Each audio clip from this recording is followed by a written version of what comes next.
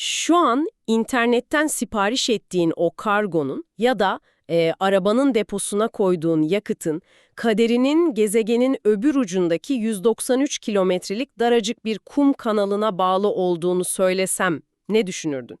Yani muhtemelen abarttığını falan düşünürdüm ama işin aslı tam olarak bu. Aynen öyle. Çoğumuz için o paketlerin kapımıza nasıl ulaştığı bir tür sihir gibi, değil mi? Tıklıyoruz ve ertesi gün kapımızda beliriyor falan. Kesinlikle. Ama o sihrin arkasında devasa, fiziksel ve bir o kadar da kırılgan bir gerçeklik var aslında. Ve o gerçekliğin kalbi, hani dünya haritasına baktığında sadece ince mavi bir çizgi olarak gördüğün bir yere, Süveyş kanalına sıkışmış durumda. Evet, o ekranda gördüğümüz basit kargoya verildi bildiriminin ardında devasa çelik yığınlarının okyanuslara aştığı bir lojistik ağı yatıyor. Saniyelerin bile hesaba katıldığı bir sistem bu. Bugünkü İngönümenizin amacı tam olarak bu zaten. Dünya ekonomisinin kelimenin tam anlamıyla şah damarı olan bu su yolunu masaya yatırmak. Pekala, hadi bunu biraz açalım. Harika olur çünkü bu sadece gemilerin bir su birikintisinden geçip gitmesi meselesi değil. Kesinlikle değil. Tarih, mühendislik ve inanılması güç ama devasa bir ekolojik mutasyonun iç içe geçtiği bir düğüm noktası burası. Çok doğru. Burası küresel ticaretin taşıyıcısı olmasının yanında jeopolitiğin ve doğanın da tam kesişim noktası. Şunu da baştan netleştirelim, bu incelemede jeopolitik çatışmalardan falan bahsedeceğiz elbette. Ama amacımız asla siyasi bir taraf tutmak değil. Aynen öyle. Sadece dünyada olan biteni objektif bir mercekle, veriler ve işleyiş mekanizmaları üzerinden anlamaya çalışıyoruz. Taraf tutmadan sadece sistemin nasıl çalıştığına bakacağız. O zaman şu işin matematiğiyle başlayalım. Küresel ticaretin %12 ila 15'i bu kanaldan geçiyor. Hı hı. Konteyner trafiğinin de %30'u. Yani yılda 1 trilyon dolardan fazla bir mal akışından bahsediyoruz, düşünsene. Aynen. Bunu gündelik hayata vurduğunda tablo çok daha netleşiyor aslında. Günde ortalama 50-60 devasa gemi kullanıyor burayı. Günde 50-60 gemi. Evet ve bu gemilerin taşıdığı kargonun günlük değeri, sıkı dur, 3 milyar ila 9 milyar dolar arasında değişiyor. Sadece bir günde mi? Sadece bir günde. Üstelik bu sadece televizyonlar, ayakkabılar veya mikroçipler falan değil. Enerji piyasası için de ana arter burası. Hani deniz yoluyla taşınan petrolün %9'u buradan geçiyor diyoruz ya, bu günde yaklaşık 9,2 milyon varil demek. Çok büyük bir rakam.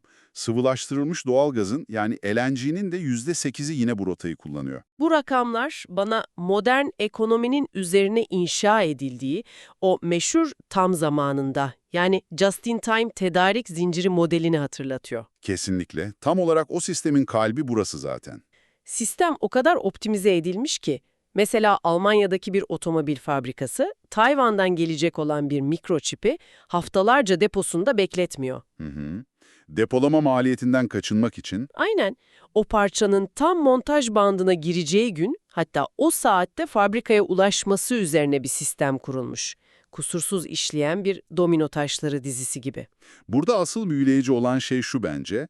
Bu tam zamanında üretim modeli şirketlere milyarlarca dolar tasarruf ettirdi ama bunun bedeli kırılganlık oldu. Çok doğru.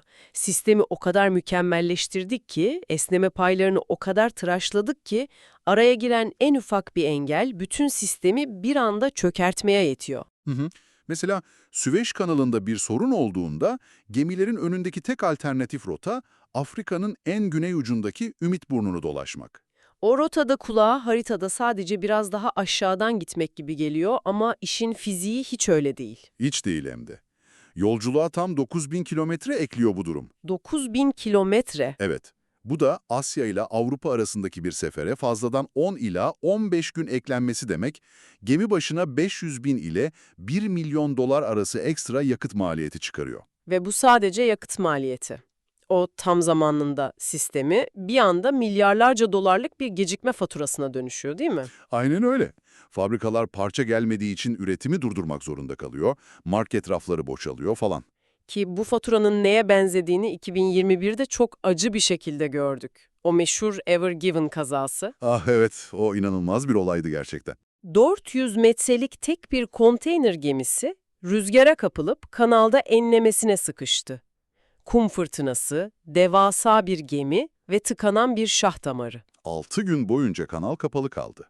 Ve o 6 günün küresel ticarete maliyeti saatte yaklaşık 400 milyon dolardı. Saatte 400 milyon dolar kulağa şaka gibi geliyor. Düşünebiliyor musun?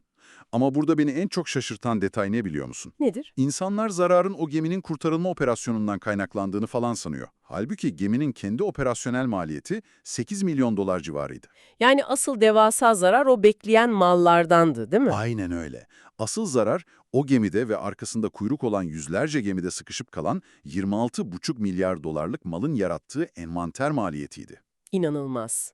Sadece malın orada, suyun üzerinde öylece durmasının, sermayenin kilitli kalmasının maliyeti 76 milyon dolardı yani. Evet, çünkü o mallar banka kredileriyle finanse edilmiş, haftalar öncesinden satılmış, sözleşmelere bağlanmış ürünler. Sermaye okyanusun ortasında rehin kalmıştır resmen. Bu olay tek bir dar geçidin tüm küresel ekonomiyi nasıl felç edebileceğini gösteren kusursuz bir modern zaman laboratuvarı oldu bence. Kesinlikle. Peki, hani bu kadar kritik bir geçiş noktası her zaman böyle miydi diye sorarsak? O da çok ilginç. Coğrafyaya baktığında burası tarih boyunca hep bir çatışma, hep bir geçiş noktası olmuş. Hatta işin ilginç yanı bu kanal fikri sadece 19. yüzyıl mühendislerinin aklıma gelmemiş. Çok doğru bir yere parmak bastın. İşin jeolojik kökeni de inanılmaz. Jeolojik çağlara ta 12 milyon yıl öncesine uzanan bir bağ var burada. 12 milyon yıl öncesi mi? Miyosen dönemi falan mı bu? Evet, tam olarak Miyosen dönemi. Özellikle de Mesinyen evresi dediğimiz dönem. O zamanlara gittiğimizde bugün Hint Okyanusu'nun bir uzantısı olan Kızıldeniz ile Akdeniz arasında doğal, kısa süreli temaslar yaşandığını görüyoruz. Yani denizler fiziksel olarak birbirine bağlıydı bir ara. Aynen. O çağlarda doğa, tektonik hareketlerle bu iki su kütlesini kısa süreliğine epizodik olarak birleştirmiş. Deniz yaşamı birbirine karışmıştı o dönemde. Vay canına. Yani milyonlarca yıl önce doğanın açtığı, sonra jeolojik hareketlerle tamamen kapattığı o kapıyı biz insanlar 1869'da zorla tekrar açtık. Evet, Fransız mühendisler ve Mısırlı işçilerin kazmalarıyla o kapı yeniden kırıldı. Asya ve Avrupa arasında 7000 kilometrelik bir kısa yol yaratarak dünya coğrafyasını kelimenin tam anlamıyla yeniden yazdık desene. Yeniden yazdık ama hani bu yapay kısa yol beraberinde devasa jeopolitik krizleri de getirdi. Kanalın açılması ona anında dünyanın en stratejik noktalarından biri yaptı. En tehlikeli noktalarından biri de diyebiliriz aslında. Tabii ki. Mesela 1956'daki Süveyş krizine bakalım. Kanalın millileştirilmesi üzerine savaş patlak verdi. Kanal sadece 5 ay kapalı kaldı o zaman bildiğim kadarıyla. Evet, sadece 5 ay. Ama buna rağmen küresel petrol fiyatları bir anda %33 fırladı. Sadece 5 ayda %33 artış. İnanılmaz. Ama sanırım lojistik dünyasını asıl dönüştüren travma 1967'de yaşandı. Kesinlikle. 6 gün savaşı sırasında kanal kapandı ve tam 8 yıl boyunca 1975'e kadar açılamadı. 8 yıl. Gemiler yıllarca mecburiyetten yeniden Afrika'nın etrafını dolaşmaya mahkum oldu yani. Eğer bunu büyük resme bağlarsak, burada büyüleyici bir evrimsel mekanizma görüyoruz. Krizler endüstrileri değişime zorluyor. Nasıl yani? Teknoloji mi gelişti? Aynen öyle. Bu 8 yıllık kapanma, denizcilik endüstrisini yapısal olarak değiştirdi.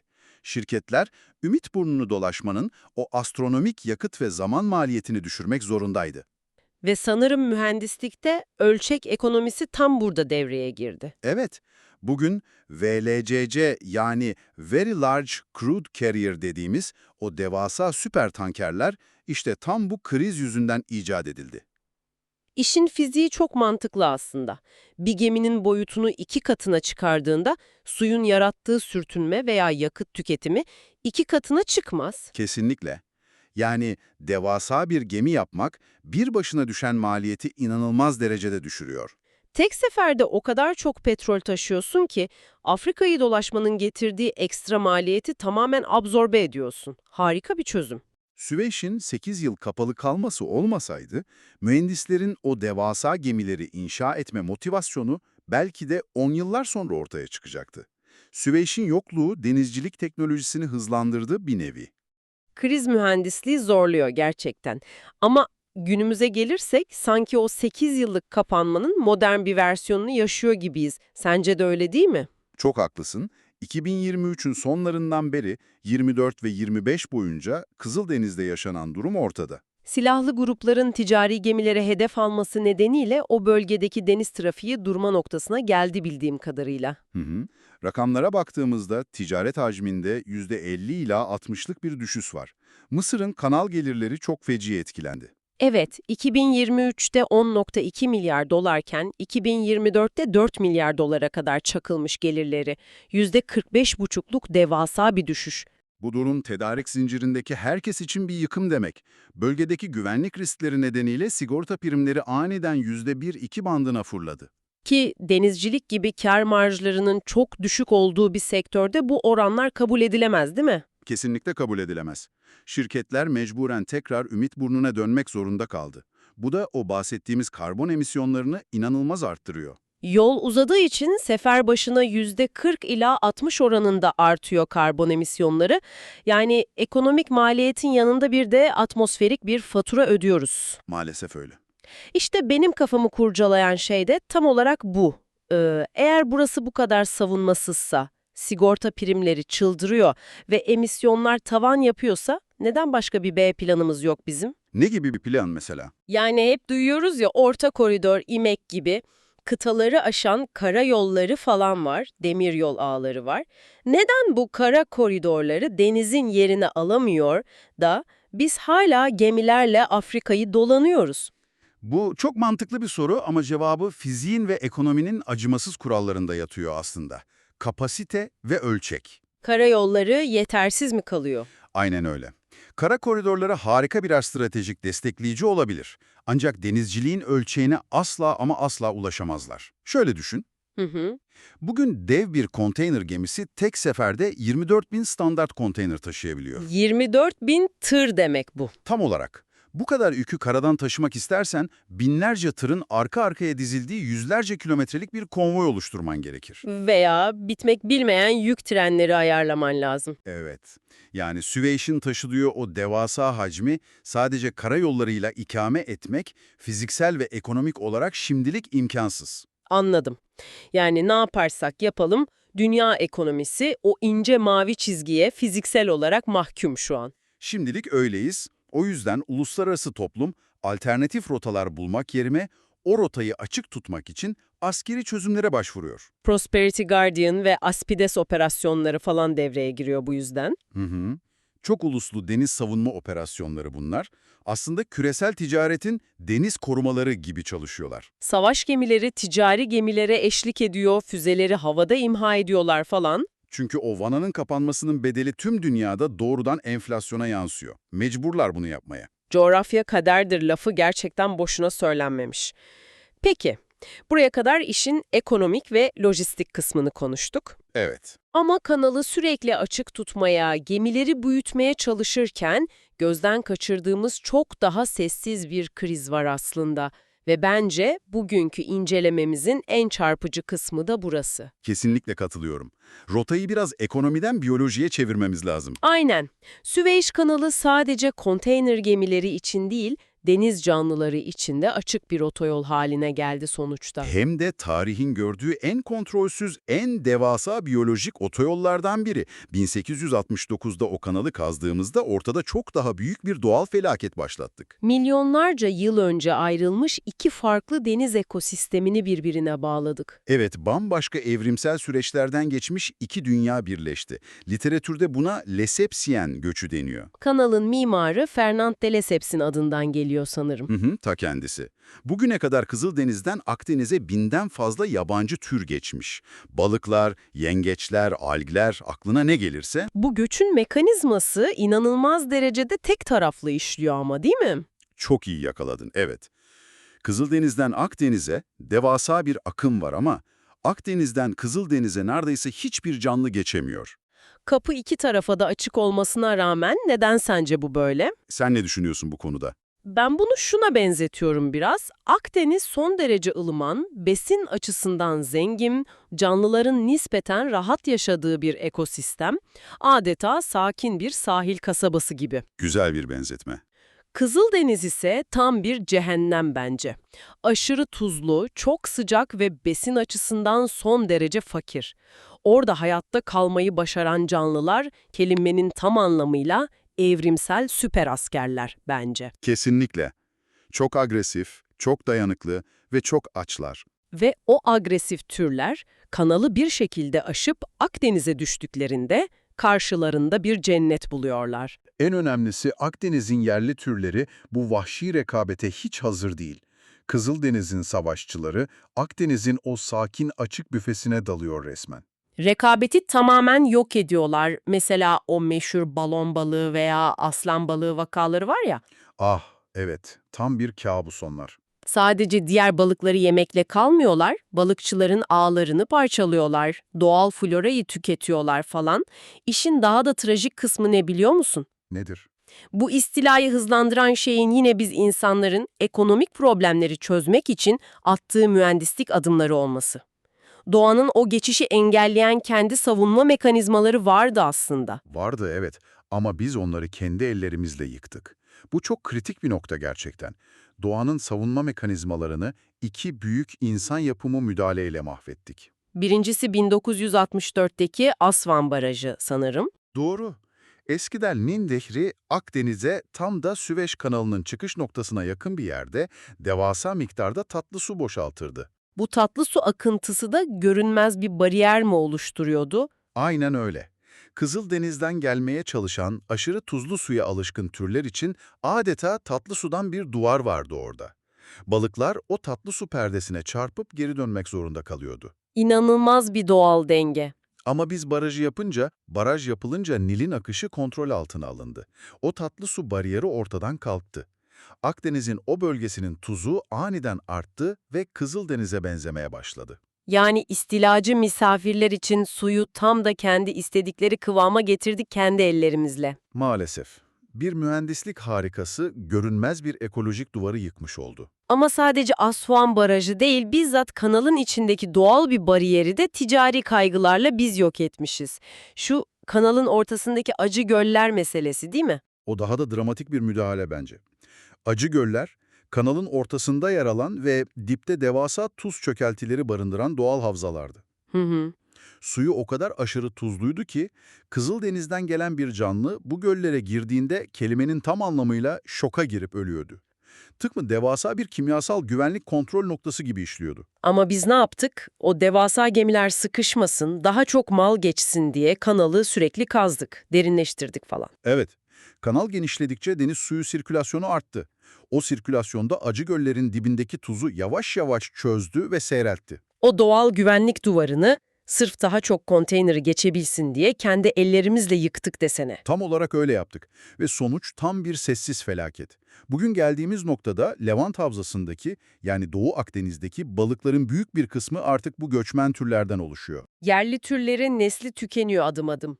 Bunun sadece ekolojik değil, devasa bir ekonomik faturası da var tabii.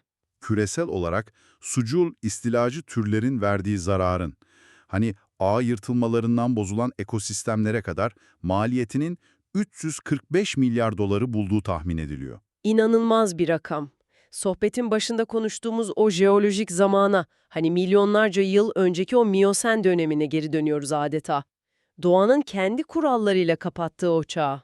Akdeniz yavaş yavaş insan eliyle Hint Okyanusu'nun bir uzantısı olduğu o kadim günlerine genetik olarak geri dönüyor şu an. Sırf Asya'dan Avrupa'ya mallarımız 10 gün daha erken gelsin diye koca bir denizin genetiğini değiştiriyoruz düşünsene. Tüm bunları bir araya getirdiğimizde masada çok ağır bir tablo kalıyor aslında. Kesinlikle. Peki tüm bunlar ne anlama geliyor sence? Şöyle özetleyebilirim. 19. yüzyılda insanlığın dünyayı birbirine bağlamak için büyük bir mühendislik kibriyle attığı o adım, bugün hem küresel ekonominin en büyük zayıf noktası, hem de tarihin en büyük ekolojik deneylerinden biri haline geldi. Çok doğru. Süveyş kanalı her şeyin birbirine nasıl sıkı sıkıya bağlı olduğunu ve sisteme yaptığımız en ufak bir müdahalenin nasıl küresel kelebek etkileri yarattığını gösteren canlı bir laboratuvar gibi. Kesinlikle öyle. Bu incelemeden sonra eminim sen de, yani bizi dinleyenler de, kapısına gelen o sıradan kargo paketine bir daha aynı gözle bakmayacaktır. O paket sana ulaşana kadar jeopolitik krizlerden, sigorta risklerinden, askeri konvoylardan geçiyor. Hatta Kızıldeniz'in savaşçı balıklarının yüzdüğü o daracık kum kanalından geçip geliyor. değil mi? Aynen öyle. O görünmez ağların nasıl çalıştığını anlamak, dünyayı anlamak demek zaten. Konuyu kapatırken de zihnimizi biraz zorlayacak, felsefi bir soru bırakmak istiyorum aslında. Tabii dinliyorum. Yüzyıllar boyunca dünyayı birbirine bağlamanın, daha derin kanallar kazmanın, ışık hızında tedarik zincirleri kurmanın bizi daha yenilmez kılacağını sandık. Evet, hep öyle inandık. Ancak Süveyş kanalının bize kanıtladığı şey tam tersi olabilir mi acaba? Yani bu aşırı bağlantısallık bizi güçlü değil, kırılgan mı yapıyor diyorsun? Ta kendisi. Domino taşlarını birbirine o kadar yakın ve kusursuz dizdik ki hiç esneme payı bırakmadık. Acaba geleceğin dünyasında hayatta kalmanın sırrı her şeyi daha hızlı birbirine bağlamak değil de Hı hı. tedarik zincirlerimizi ve doğamızı korumak için bazı yolları bilerek uzatmak, sistemler arasına biraz boşluk bırakmak ve o bağları hafifçe esnetip yavaşlamak olabilir mi? Verimlilik uğruna feda ettiğimiz o boşluklar aslında bizi felaketlerden koruyan yegane şeylerdi. Düşünmesi gerçekten büyüleyici ve bir o kadar da ürkütücü. Bence de. Bugünkü incelememizde bize katıldığın için teşekkür ederiz. Bir dahaki sefere o kargoyu açarken o ince mavi çizgiyi hatırlamayı unutma. Görüşmek üzere.